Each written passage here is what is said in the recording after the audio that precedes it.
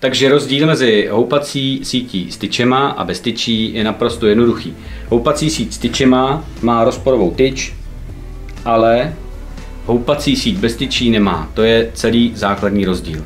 Houpací síť s tyčema je víc vratká, to si dovolím ukázat, když se dotknu jenom tady té tyče a půjdu s ní dolů, tak celá ta tyč se mi v tuto chvíli, celá ta hamaka, celá ta houpací síť na to reaguje tím jedním pohybem a jde dozadu. To znamená, že se to chová podobně jako loď na vodě.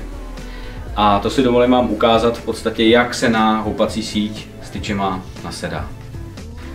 Musíme si dávat pozor, protože je vratká, mohla by nám ujet pod zadkem, když se podíváte, když špatně nasedám, tak bych mohl hodit takzvaně záda a pěkně si ublížit. To znamená, podkasám si ji pod zadek, nasednu, nohy se dotýkají země. Potom hodím levou nožku, opla, pravou mám stále ještě na zemi a nahodím druhou nožku. Dám si polštář pod hlavu, pokud ho mám, a už si lenoším. Výhoda houpací sítě s tyčema je ta, že vás nezavře, neudělá kolem vás takový tunel jako houpací síť bez tyčí, což vám ukážu potom. A mám větší rozhled o tom, co se děje.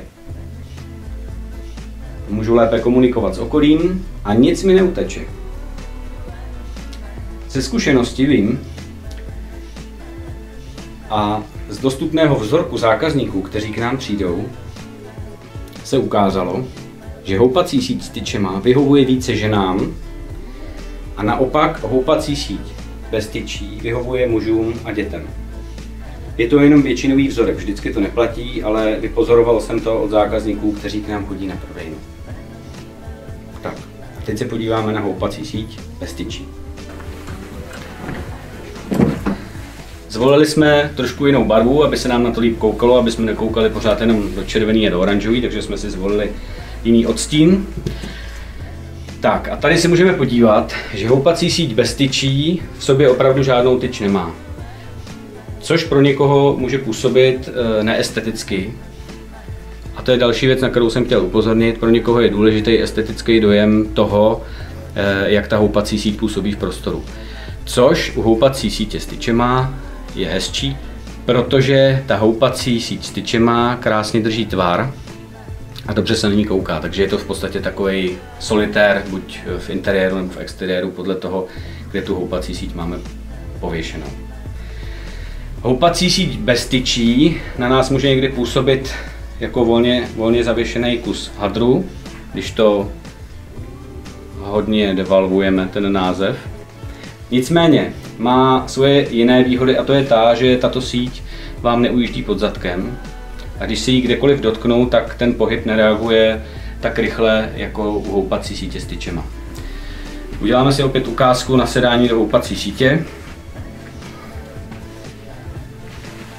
Sedneme doprostřed, trošku si dostáhneme látku a opět levá noha a pravá noha. Jak můžete vidět, tak ta síť náš trošičku zavře tím, že je bez tyčí, ale je stabilnější a nestane se nám jako u houpací sítě s tyčem, že bychom měli pocit, že nás příliš houpe a že je rozhoupaná natolik, že bychom z ní mohli vypadnout. Zmiňoval jsem vzorek zájmu o houpací sítě bez tyčí, kdy ji mají radši děti a muži. Vysvětlím proč. Dovolím si ukázku malou. Když si lehnu více po svislé ose houpací sítě, tak se takzvaně zababuším nebo se lehnu tímto způsobem. Což mají rádi převážně děti, které si dělají domečky a schovávají se před dospělými, což mají rádi někdy i muži, když chtějí mít svůj klid.